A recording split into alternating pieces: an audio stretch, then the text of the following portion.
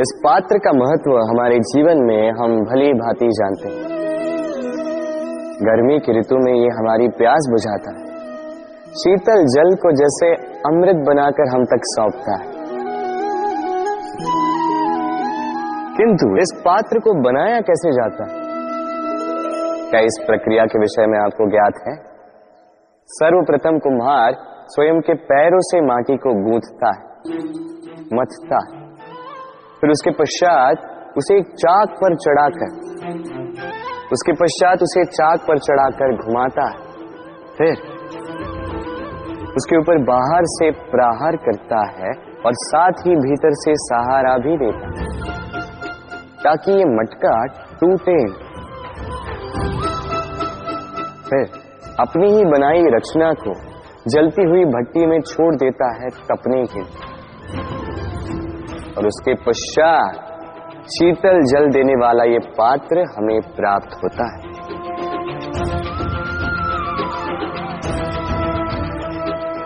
एक सर्वश्रेष्ठ गुरु भी यही करता है।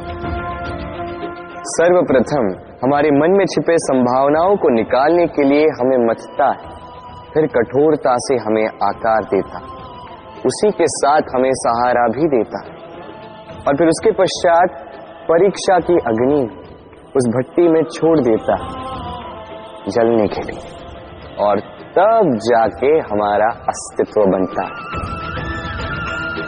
इसलिए यदि आपके गुरु कठोर हो तो उनसे कुपित ना हुई, उनसे क्रोधित ना हुई, क्योंकि वही वो कुम्हार है जो आपके जीवन के पात्र को एक सुंदर सा आकार देंगे। राधे राधे। जीवन में जैसे जैसे आप आगे बढ़ते हैं वैसे आप कई लोगों से मिलते हैं। उनमें से कुछ आपका उत्साह बढ़ाते हैं, कुछ आपको शक्ति देते हैं, कुछ हताश हो जाते हैं, तो कुछ आपके ऊपर पत्थर भी फेंकने लगते हैं। ऐसे में हम में से अधिकतर लोग क्या करते हैं? दूसरों के कर्मों के कारण स्वयं विचलित हो जाते हैं, क्रोधित हो जाते हैं उन पर, उनसे लड़ते हैं, उन्हें कोसते हैं, प्रतिशोध की भावना लेकर उन्हीं के फेंके हुए पत्थर पुनः उन्हीं के पास फेंकने का प्रयास करते हैं। किंतु इससे होता क्या?